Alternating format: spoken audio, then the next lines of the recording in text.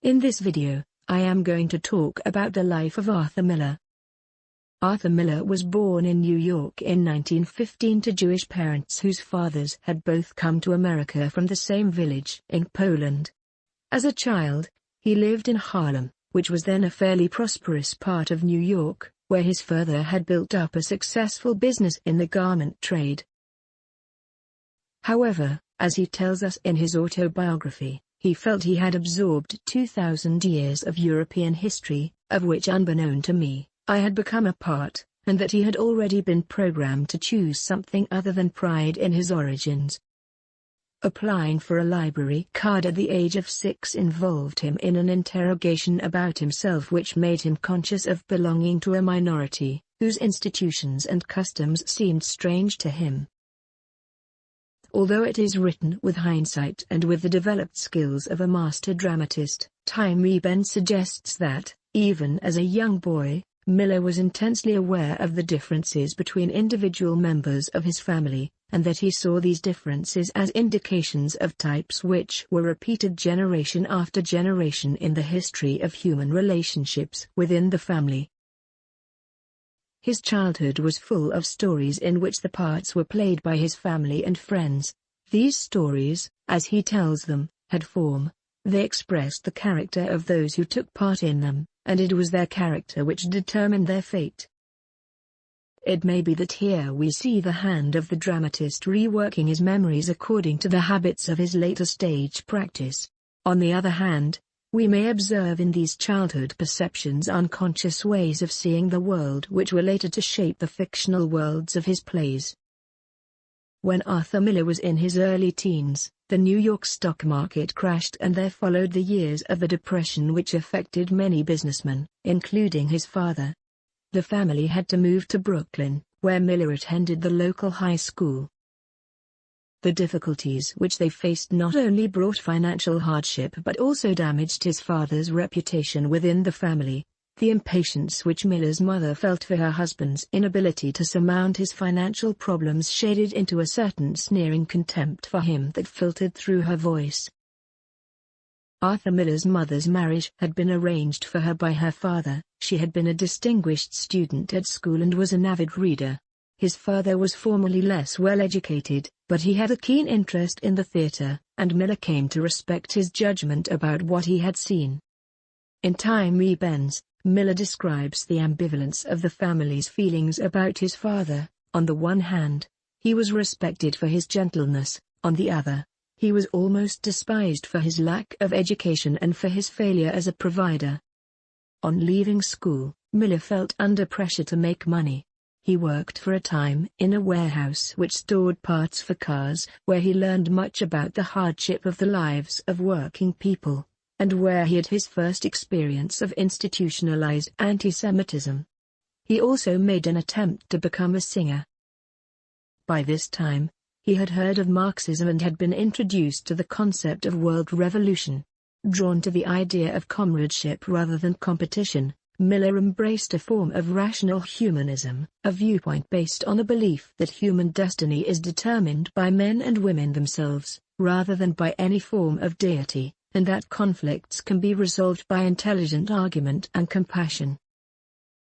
This outlook was opposed to the traditions of his family, and looked forward to building a new society out of the ruins of capitalism that Miller felt had failed his generation.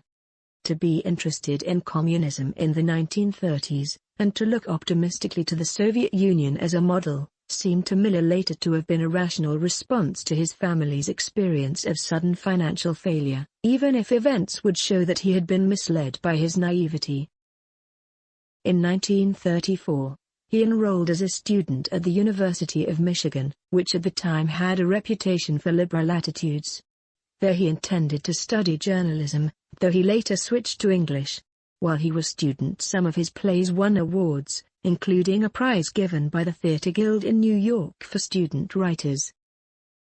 In 1938, he graduated from university and spent a brief period working for the Federal Theatre Project, a welfare department organization established to encourage playwrights, which he preferred to the bondage of writing scripts for Hollywood. In 1940, he married Mary Slattery, a Catholic girl whom he had known at university. They lived in Brooklyn, a borough of New York on the southwest end of Long Island.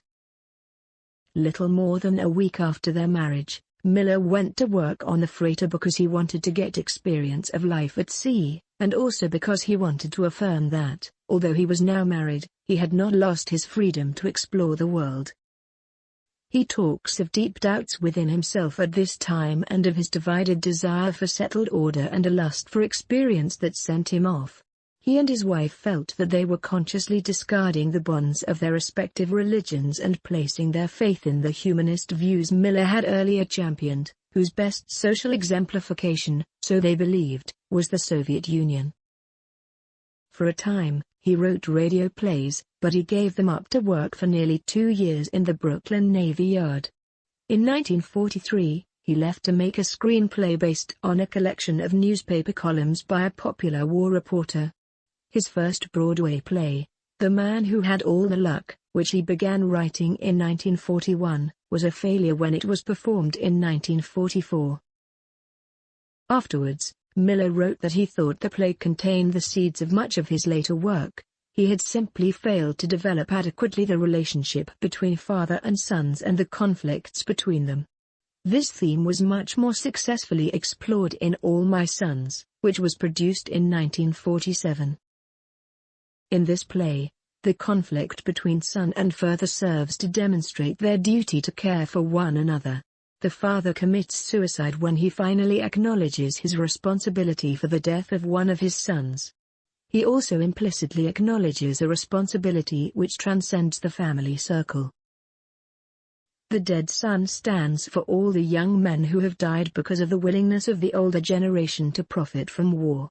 It is characteristic that Miller's response to the success of his play was to apply to the New York State Employment Service for any job available, so intense was his fear of losing contact with the people about whom he was writing and his sense of guilt at his success. It is also characteristic of him to confess that in the few days he then spent working in a box factory he found loneliness rather than comradeship. Miller tells us in 𝒑𝒉𝒆𝒏 that in the years that followed All My Sons he began to explore the life of the waterfront in Red Hook, Brooklyn. He became interested in the lives of the longshoremen, the men who loaded and unloaded the ships, who led a precarious existence, knowing their jobs from day to day relied on the whims of unions and employers. In particular, he studied the disappearance of a longshoreman who had tried to challenge what he perceived as the corrupt leadership of the International Longshoremen's Association. Miller became involved in the political ambitions of one of the opponents of the union bosses, who hoped to increase his popularity among the Italian immigrant workers of Brooklyn by visiting their families in Sicily. Consequently, Miller embarked on a journey to Europe in the aftermath of the Second World War, where he became aware of the complexities of America's involvement in the reconstruction of nations which had suffered devastation and defeat. His experience of crooked labor leaders, with their connections with the mafia, went into a screenplay, called The Hook, which was written for Columbia Pictures in 1951, but Miller refused to make his villains communists, and the film was never made. His experiences nevertheless were to prove valuable, as it was from his involvement with the problems of the longshoremen of Brooklyn that A View from the Bridge would spring. But before A View from the Bridge was written there intervened, first, Miller's major success, Death of a Salesman, 1949, an adaptation of Ibsen's An Enemy of the People, 1950, and The Crucible, 1953. The post-war years in America were a time both of increasing tension with the Soviet Union and of a growing fear that communism had become a subversive force in American society, especially in intellectual and artistic circles. The House of Representatives Un-American Activities Committee was set up to investigate the extent of alleged subversion in public life and soon became a powerful and influential voice. A conference for world peace in which Miller participated during the first production of Death of a Salesman in 1949, which was convened to oppose the growing rift between America and Russia, quickly fell foul of anti-communist sentiment in the United States. Miller himself had, by this time, begun to question the value of Marxism as a political dogma and of Russian communism as a model for civil society. He was, however, totally opposed to the growing demands for social conformity and the harassment of left-wing political sympathizers. The following year he wrote a version of Henrik Ibsen's An Enemy of the People, which was intended to uphold the right of the individual to resist the pressure to conform. According to Miller, this period of his life was one of personal re-examination, a process which influenced his first sketches for what he called an Italian tragedy. The play set out to explore the mysterious world of incestuous feelings and their denial, leading to a murder-suicide. But as the political situation in the United States became dominated by the hearings of the House Un-American Activities Committee into the past political affiliations of writers, artists, film stars and so on, Miller decided to put the play on one side and turn to consider more topical themes. Struck by the atmosphere of irrational fear and unsubstantiated accusations that prevailed in 1950s America and by the parallel between the proceedings of the committee and accusations of witchcraft which had been leveled against some of the inhabitants of Salem, Massachusetts, in 1692, he set to work on a new play, The Crucible. At the time of its first production in 1953, it was a critical but not a commercial success. It was not until later that it was performed worldwide to popular acclaim. In Time We Bends, Miller notes that its popularity often seems tied to the political situation prevailing in the particular country it is performed. It is either a warning of tyranny on the way or a reminder of tyranny just past. Miller's opposition to the drive for conformity in his own country earned him considerable official displeasure, which included the withdrawal of his right to travel abroad. In 1956, he was himself summoned before the House Un-American Activities Committee, but he refused to name those with whom he had associated at left-wing meetings in the 1930s, believing that while his views at that time might have been misguided, they had not been treacherous. As a result of his refusal to cooperate, he was fined and given a suspended sentence for contempt of Congress, although the conviction was later quashed by the Supreme Court. When Miller was in Hollywood in 1951, working on his screenplay about the Brooklyn waterfront, he met Marilyn Monroe, at the time a young actress at the start of her career. During the next 5 years, as his marriage disintegrated, they kept in touch, even though she married Joe DiMaggio, the baseball star, in 1954. In 1955 the one-act version of A View from the Bridge was produced in a double bill with A Memory of Two Mondays. The following year Miller divorced his first wife in order to marry Marilyn Monroe, and in the same year Miller and his new wife went to England where he was to work on a two-act version of A View from the Bridge, while she worked with Laurence Olivier on a film called The Prince and the Showgirl. The new version of A View from the Bridge, under the direction of Peter Brook, was a success, although it ran into trouble with the theatre censor because of its allusions to homosexuality, which was then a criminal offence in Britain. Despite the almost universal adulation which she was now given by the public, Marilyn Monroe suffered from deep psychological problems which resulted in drug addiction. In 1961, she and Miller were divorced, and in 1962, Miller married J. Morat, a professional photographer. He drew on her experiences in Germany during the war in his next play, After the Fall, 1964. Unfortunately, the play was interpreted by many as a painful exposure of his life with Marilyn Monroe, who committed suicide not long before the play was produced, and the coincidence of these events led to a fall in Miller's popularity which was not easily overcome. In The Price, 1968, Miller returned to the theme of the rivalry between brothers and the search for events in the past which have determined the present. In The Creation of the World and Other Business, 1972, he used the Old Testament story of Cain and Abel to show that fratricide had been one of the earliest memories of the Jewish people.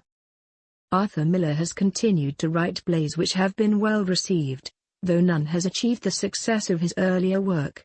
His later plays include The Archbishop's Ceiling, 1977, and The American Clock, 1980.